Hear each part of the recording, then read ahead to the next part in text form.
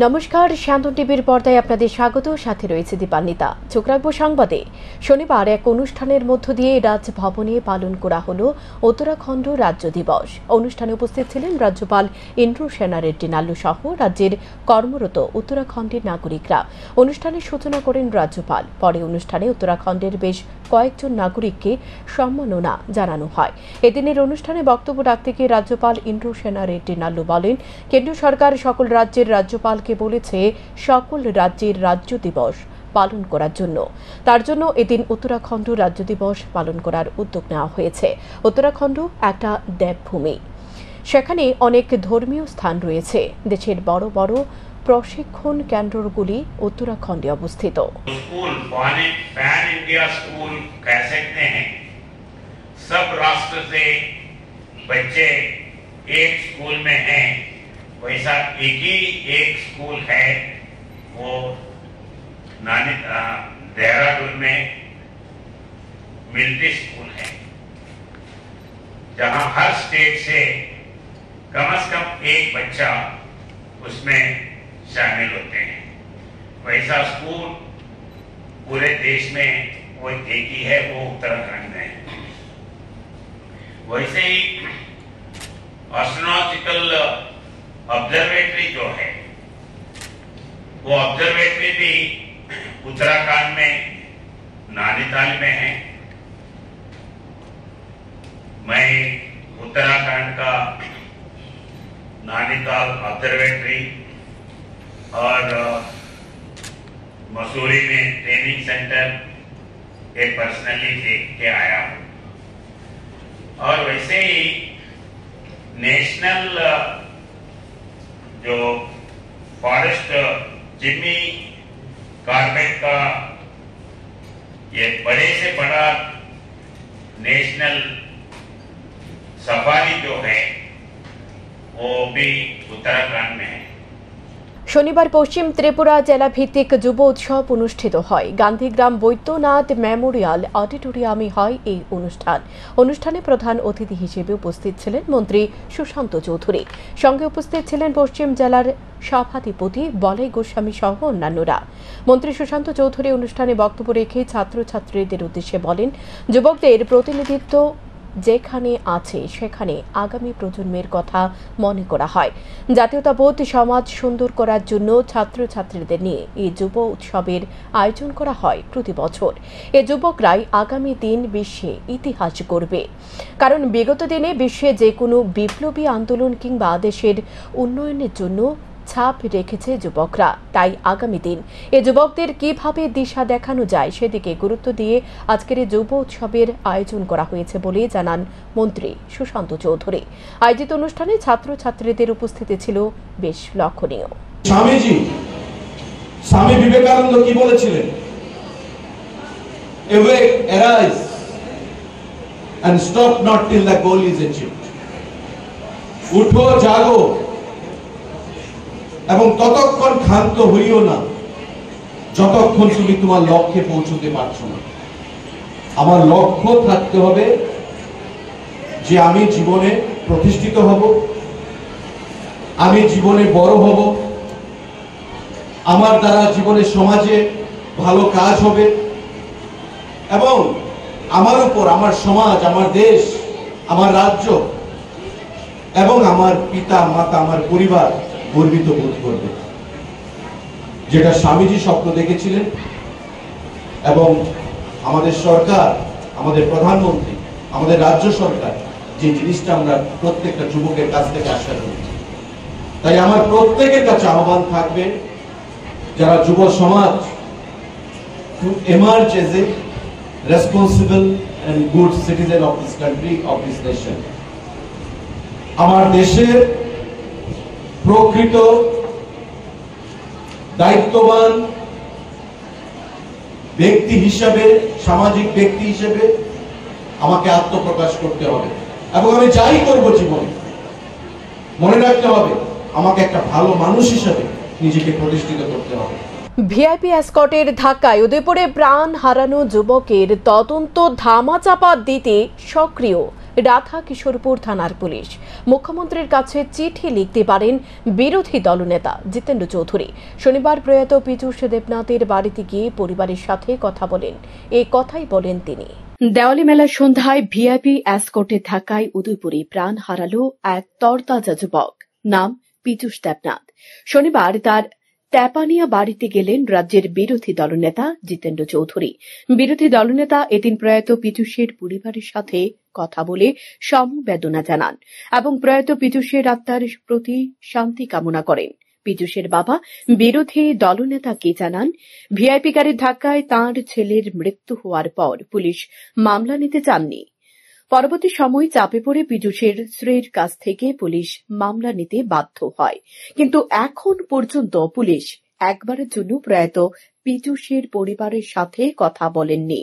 অর্থাৎ পুলিশ মামলাটি কোনোভাবে ধামাচাপা দেওয়ার চেষ্টা করেছেন। তাই সক্রিয় ভূমিকা পালন না করে পুলিশ নির্বিকার। এ বিষয়ে বিরোধী দলনেতা বলেন, এই ঘটনায় 9 থেকে 10 দিন পরেও পুলিশ পুরোপুরি নিষ্ক্রিয় ভূমিকা পালন করে চলেছে। রাজ্যের মানুষ চাইছে সুষ্ঠু তদন্তের মাধ্যমে যাতে আইনি পদক্ষেপ গ্রহণ করা হয় এবং ট্যাপানিয়া এলাকাটি রাজ্যের অর্থমন্ত্রী প্রণজিৎ সিংহ রায়ের বিধানসভার অন্তর্গত। মন্ত্রীও এসে খোঁজ খবর নিয়েছেন, কিন্তু এখন পর্যন্ত সরকারিভাবে কোনো ভূমিকা না নেওয়ায় এবং সুষ্ঠু তদন্ত না হওয়ায় দাবি জানানো হচ্ছে প্রথমত যাতে ঘটনার সুষ্ঠু তদন্ত হয়, তারপর যাতে প্রয়াত পীযূষের পরিবারের পাশে দাঁড়ায় সরকার। সরকারিভাবে যে সুযোগ সুবিধা পীযূষের পরিবারের পাওয়ার কথা তার চেয়েও যাতে বেশি সুযোগ সুবিধা প্রদান করা হয়, কারণ ঘরের তার স্ত্রী এবং ছোট্ট কন্যা সন্তান রয়েছে। সরকার যদি সঠিকভাবে পাশে না দাঁড়ায় তাহলে তাদের জীবন অন্ধকার হয়ে যাবে। তিনি আরো জানিয়েছেন, ইতিমধ্যে সরকার যদি উপযুক্ত ব্যবস্থাগুলি গ্রহণ না করে তাহলে মুখ্যমন্ত্রীর কাছে চিঠি লেখা হবে, প্রয়োজনে আরো অন্য ব্যবস্থা গ্রহণ করা হবে, এমনটাই জানিয়েছেন বিরোধী দলনেতা। ট্যাপানিয়াতে এখানে কদিন আগে দেওয়ালির রাতে একজন যুবক, কি নাম জানি, পীযূষ দেবনাথ, সেদিন দেওয়ালি ছিল, অনেক যানবাহনের এই যাতায়াত ছিল। স্কুটি নিয়ে পীযূষ দেবনাথ যাচ্ছিল এই কোথাও, সেখানে একটা ভিআইপি এসকর্টের ধাক্কা খেয়ে এবং তারপর সে ভিআইপি গাড়ির নিচে চাপা পড়ে মারা যান। তো আমরা এসেছি এখানে এই কারণে, অবশ্যই এটা একটা দুর্ঘটনা, কিন্তু দুর্ভাগ্য হলো এই দুর্ঘটনা কিভাবে ঘটল। একটা তরতাজা যুবক অকালে তার প্রাণ জ্বরে গেল, অল্প বয়সী তার বিধবা স্ত্রী এবং ছোট্ট একটা বাচ্চা, এদের পরিবার কিভাবে বাঁচবে। তো এগুলো নিয়ে প্রথমত যে এই ঘটনার একটা সুস্থ তদন্ত হওয়া দরকার।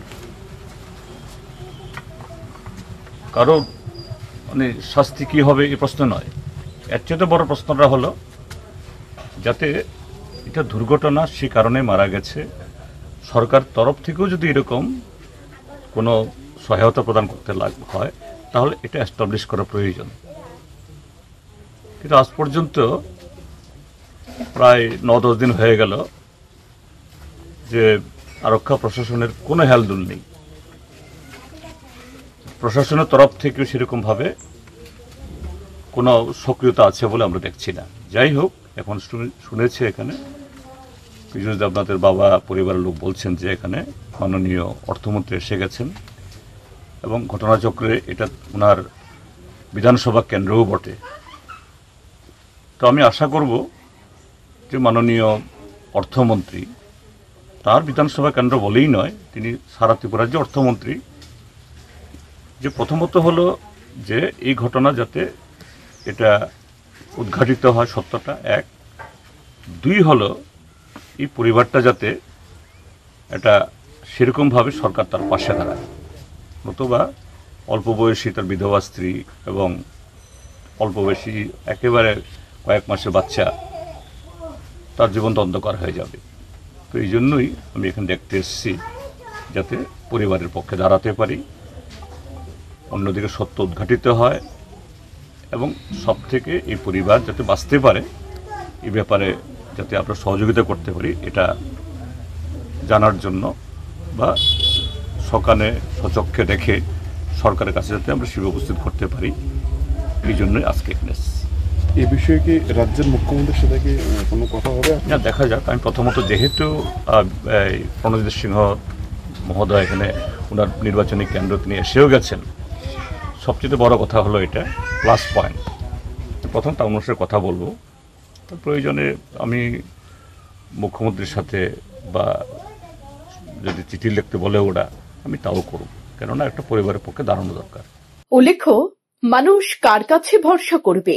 রাধাকিশোরপুর থানার পুলিশ যদি মামলা নিতে এতটা ভীতু হয়, তাহলে সুশাসনের মানুষের নিরাপত্তার কোনো ভরসা নেই।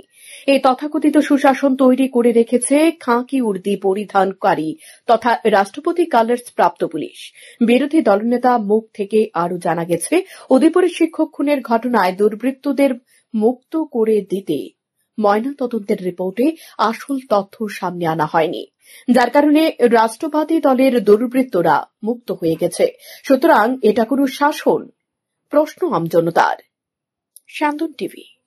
স্মার্ট সিটিতে আনস্মার্ট প্রশাসনের জন্য মানুষের সম্পত্তির নিশ্চয়তা নেই, আবারও স্পষ্ট হল শনিবার। এদিন ভয়াবহ অগ্নিকাণ্ডের ঘটনা ঘটে রাজধানীর কর্নেল চৌমুহনী এলাকায়। পুড়ল গাড়ি ও দোকান।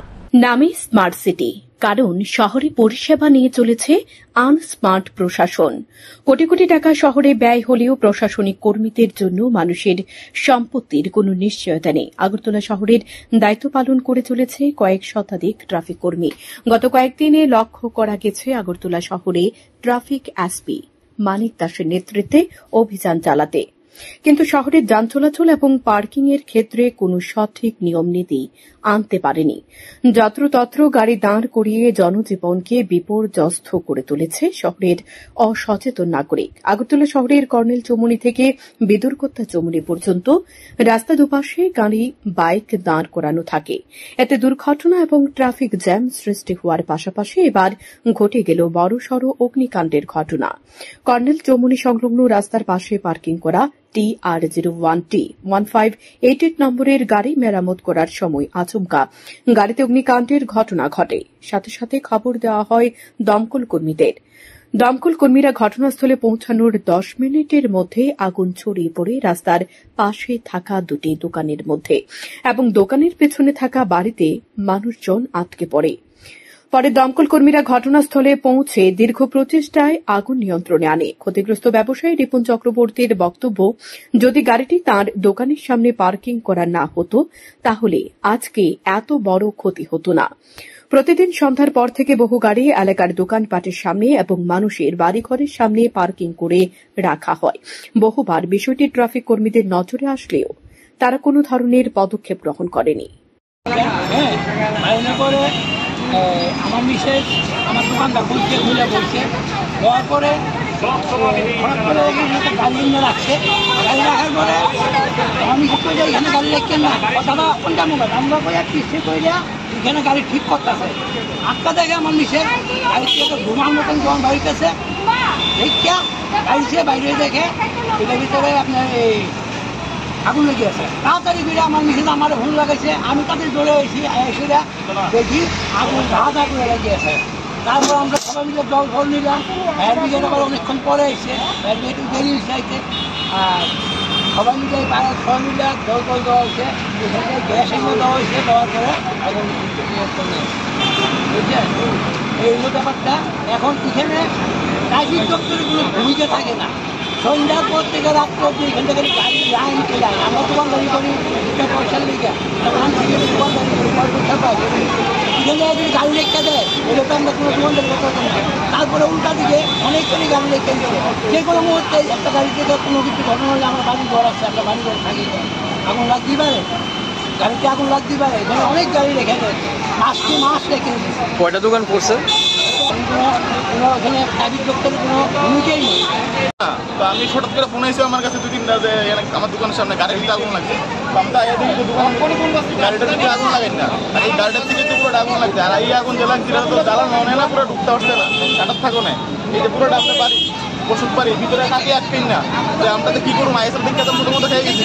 আর কেউ ফায়ার ব্রিগেডে ফোন করছি না, এবার আমি আমার বন্ধুরে ফোন করছি, এই ফায়ার ব্রিগেডে আছে, এবার ফোন করে পাঠাইছে 10 মিনিটের লগে লগে আইছে কত হইলে গিয়েছে গাড়ি আছে না সম্পূর্ণ যে কোনো দোকানের সামনে রেখে দেয় যে কোনো দোকানের সামনে কোনো পার্কিং জোন নাই দোকানের সামনে রেখে দিব দোকান খোলা থাকলেও রেখে দিব না থাকলেও রেখে দিব কিছু গাড়ি স্থানীয়ভাবে পার্কিং করা হয়েছে একটু সামনের মধ্যে প্রতিনিয়ত 24 ঘন্টা গাড়িগুলি থাকে সেই জায়গার মধ্যে ট্রাফিক দপ্তরের কি ভূমিকা ট্রাফিক দপ্তর তো এই সাইডে যদি গাড়ি থাকে তাহলে তারা না করে এটা বলে নো পার্কিং জোন আর এই জায়গাটা যে পার্কিং জোন বানাইছে এই জায়গাটা পুরোটা ওয়াল আছে তো মানুষ যায় কিন্তু এটা দোকানের সামনে পার্কিং করলে কেমন হইব কি মনে হয় বড় ধরনের কিছু হতে পারে যে বিশাল বড় ধরনের হইতে পারতো আজকে বিশাল বড় ধরনের কারণ পিছন দিয়া এই জায়গায় রিক্স করে না পিছন দিয়া তো আপনার কাঠের ঘরও আছে টিনের ঘরও আছে সম্পূর্ণ আমরা অনেক বছর পুরনো আগে দাদুর আমলের বাড়ি এটা কলঞ্চমনি যথারীতি আমরা কলঞ্চমনি আসছি কলঞ্চমনি করার দাবিকে আমরা দেখেছি এদিকে আমরা যদি বিদ্যুৎ করতে জমি দেয় তাহলে আমরা বিদ্যুৎ করতে জমি দিয়ে এলাম বলে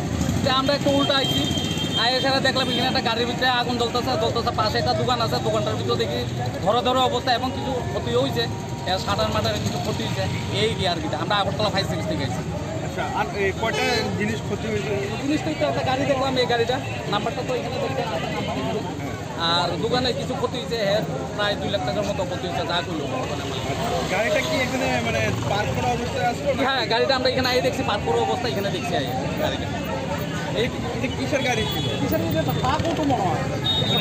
ট্রাফিক কর্মীদের নিষ্ক্রিয়তায় এলাকার মানুষের সমস্যা দিন দিন বেড়ে চলেছে। শান্তন টিভি। সনাতন ধর্ম সম্মেলন উপলক্ষে শনিবার উদয়পুর মহাদেব বাড়ির সামনে থেকে এক সুবিশাল নগর সংকীর্তন শোভাযাত্রা অনুষ্ঠিত হয়। এই শোভাযাত্রা শেষ হয়ে ধ্বজনগর নেতাজি সুভাষ মহাবিদ্যালয়ের মাঠে অনুষ্ঠিত সনাতন ধর্ম সম্মেলনে এসে এদিন সনাতন ধর্মের বিভিন্ন প্রতিনিধিরা নিজ নিজ কৃষ্টি সংস্কৃতি নিয়ে শোভাযাত্রায় অংশগ্রহণ করেন।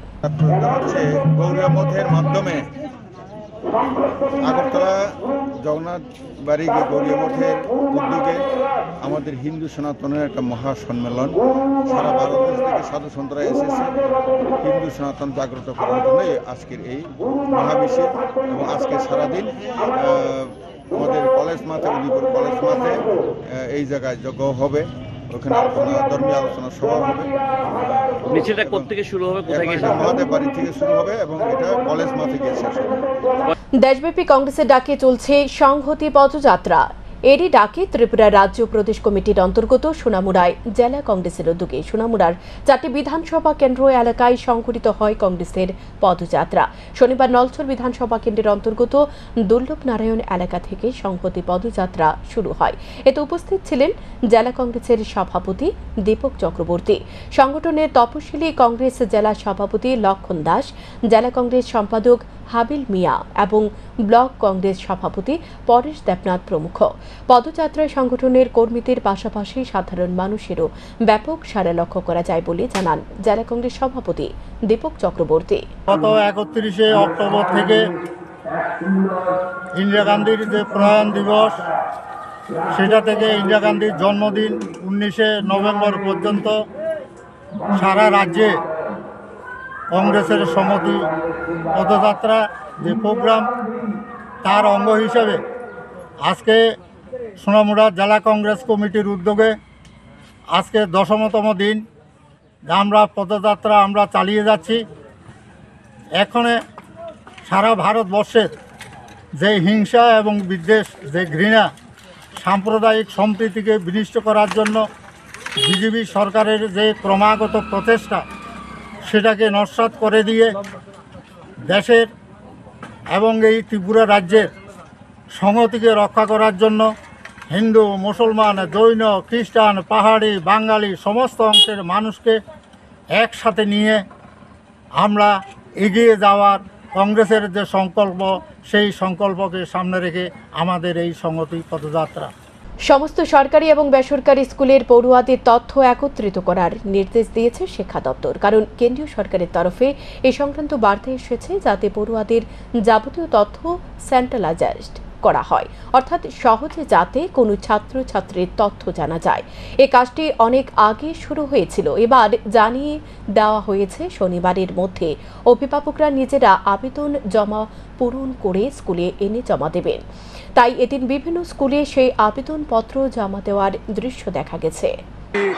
গভর্নমেন্ট অফ ইন্ডিয়ার এডুকেশন ডিপার্টমেন্ট প্রত্যেকটা স্টুডেন্টেরই একটা আপার আইডি ক্রিয়েট করছে, যে আইডিটা দিয়ে প্রত্যেকটা স্টুডেন্ট ভারতবর্ষের যে কোনো জায়গায় তার পড়াশোনা করবে, সেই আইডিটাই ওর কাছে মূল একটা আইডেন্টিফিকেশান হবে আর কি। যেটা আমাদের নিউ এডুকেশন পলিসি 2020-তে যেটা দেওয়া আছে, one nation one student ID.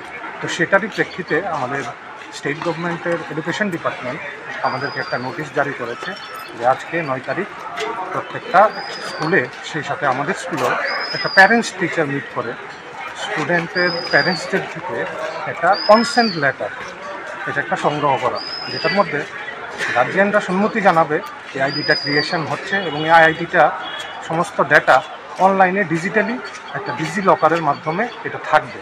সেই থাকার ক্ষেত্রে যেহেতু এটা অনলাইন, সবারই পার্সোনাল ইনফরমেশনগুলো এখানে স্টোর করবে, তো সেক্ষেত্রে গভর্নমেন্ট চাইছে যে বাচ্চার বাবা বা মা ওরা যাতে এটার কনসেন্ট দেয়, সেটার উদ্দেশ্যেই এই আজকে এই পিটিএম মানে প্যারেন্টস টিচার মিটিংটা করা।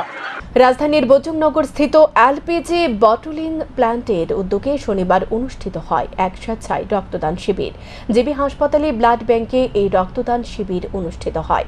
বজুংনগর স্থিত এলপিজি বটলিং প্ল্যান্টে কর্মরত কর্মীরা এই দিনের শিবিরে স্বেচ্ছায় রক্তদান করেন। বজুংনগর স্থিত এলপিজি বটলিং প্ল্যান্টের এক কর্মী জানান, ইন্ডিয়ান অয়েল কর্পোরেশন শুধুমাত্র ব্যবসার সাথে এমন নয়, ইন্ডিয়ান অয়েল কর্পোরেশন সমাজের প্রতিও দায়বদ্ধ। তাই এদিন বজুংনগর স্থিত এলপিজি বটলিং প্ল্যান্টের উদ্যোগে আয়োজন করা হয়েছে স্বেচ্ছায় রক্তদান শিবির। इंडियन ऑयल कॉरपोरेशन जो है सिर्फ ये बिजनेस से मतलब नहीं होता है। We are doing this blood donation because we are socially responsible corporate, and because of that Indian Oil is very concerned about the society, and in the least level that possible we are trying to donate whatever blood possible from our side so that it will be used as used for saving lives whoever is in need. So it's mainly because IOC is a socially responsible corporate. We are doing all this blood donation camp from time to time, and today we are doing at GB Hospital,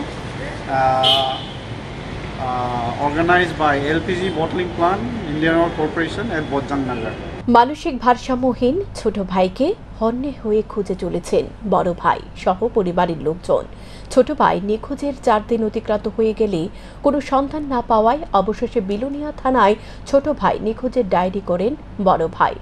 ঘটনায় জানা যায়, গত বুধবার ভোরে পূর্ব কলাবাড়িয়া পঞ্চায়েতের মাইছড়া এলাকায় উত্তম দাসের ছেলে মানসিক ভারসাম্যহীন টুটুন দাস বাড়ি থেকে বেরিয়ে যায়।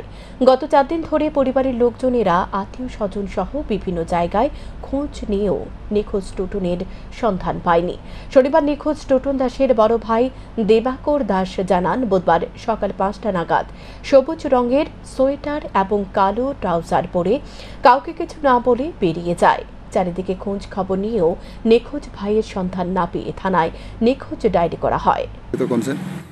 আমার ছোট ভাই টুটন দাস বুধবার ভোর 5টা বাড়ি থেকে বের হয়ে গেছে, এখনো খুঁজে পাচ্ছি না। আমরা সোশ্যাল মিডিয়াতে দিছি, কোনো রেসপন্স পাইছি না, এই জন্য আজকে মিসিং ডায়েরি করতে আসছি বিলোনিয়া থানা। 7 দিন চলতেছে। কত বছর হইল? আনুমানিক 38 বছর। কি করতেন উনি? উনি এমনিতে বাড়িতে থাকতেন, মেন্টাল পেশেন্ট। রাজধানীর দশরাদেব গুড মর্নিং ফুটবল ক্লাবের উদ্যোগে গত বছরে নেই, এবছরও 9 নভেম্বর থেকে শুরু হবে স্বর্গীয় শিবনাথ দে স্মৃতি 5A sound prize money knockout ফুটবলের আসর। 2 দিনব্যাপী আয়োজিত এই ফুটবল প্রতিযোগিতায় সূচনা করেন আগরতলা পুর নিগমের ডেপুটি মেয়র মনিকা দাস দত্ত। সঙ্গে উপস্থিত ছিলেন TFA সচিব, যুগ্ম সচিব সহ সভাপতি সহ দশরথদেব গুড মর্নিং ফুটবল ক্লাবের কর্মকর্তারা। এবছর স্বর্গীয় শিবনাথ দে স্মৃতি 5A সাউন্ড ফুটবল আসরে 20টি দল অংশগ্রহণ করে। নকআউট প্রাইজ মানি ফুটবল আসরে চ্যাম্পিয়ন দল পাবে 7,000 টাকা ও রানার্স দল পাবে 5,000 টাকা এবং ট্রফি। শান্তন টিভির ক্রিয়া সম্পাদক সূর্য চক্রবর্তী আয়োজিত অনুষ্ঠানে উদ্যোক্তাদের ধন্যবাদ জানান। তিনি বলেন, এই ধরনের অনুষ্ঠান অত্যন্ত প্রশংসনীয়। আমি এই অনুষ্ঠানে অংশগ্রহণ করে এতটুকু বলতে পারি যে আপনাদের এই প্রচেষ্টা এবং আপনাদের এই অনিশ্চয়তার পাশে যেন আমরা নিশ্চয়তার সঙ্গে আর আগামী দিনেও এই মাঠটাকে ধরে রাখতে পারি, আমরা খেলতে পারি, তার জন্য আমি আপনাদের পাশে এই এলাকার একজন নাগরিক হিসাবে, পাশাপাশি আগরতলা পৌর নিগমের এক দায়িত্বের চেয়ারে বসে থেকে আমি এতটুকু বলতে পারি যে আমি আপনাদের সঙ্গে 100% আছি। এবং আপনাদের কাছ থেকে যারা আমার সঙ্গে দেখা করেছিলেন এবং এই বিধানসভার যিনি বিধায়িকা মীনারানী সরকার মহোদয়ের সঙ্গে আপনারা দেখা করেছেন, আপনাদের কথা আমরা তুলে ধরেছি যতটুকু এখন পর্যন্ত তুলে ধরা সম্ভব। সেপ্টেম্বর মাসে একটা টুর্নামেন্ট হয়েছিল। আমি দর্শকদের গুড মর্নিং এই যে অ্যাসোসিয়েশন বা ফুটবল ক্লাব, ওনাদের এই যে একের পর এক প্রয়াস, এই প্রয়াসকে অনেক অনেক অভিনন্দন জানাচ্ছি। মাননীয় ডেপুটি মেয়র মহোদয় এখানে আছেন, আপনি নিশ্চয়ই অবগত আছেন রাজ্য সরকারের একটা মুহিম রয়েছে বা একটা অভিযান রয়েছে নেশার বিরুদ্ধে, যুব সমাজকে জাগ্রত করা এবং মূল স্রোতে ফিরিয়ে আনা। এই কাজে এই অঞ্চলে একটা বিশাল ভূমিকা নিচ্ছে দর্শকদের গুড মর্নিং ক্লাব, এবং তাদের এই প্রয়াস যদি জারি রাখতে হয় এবং আরও যে যুব সমাজ যারা রয়েছে বা এই এলাকার যারা উৎসাহী রয়েছে তাদের মাঠে আনতে হয়, তাহলে এই ধরনের মাঠে খেলাটা কিন্তু খুব জরুরি।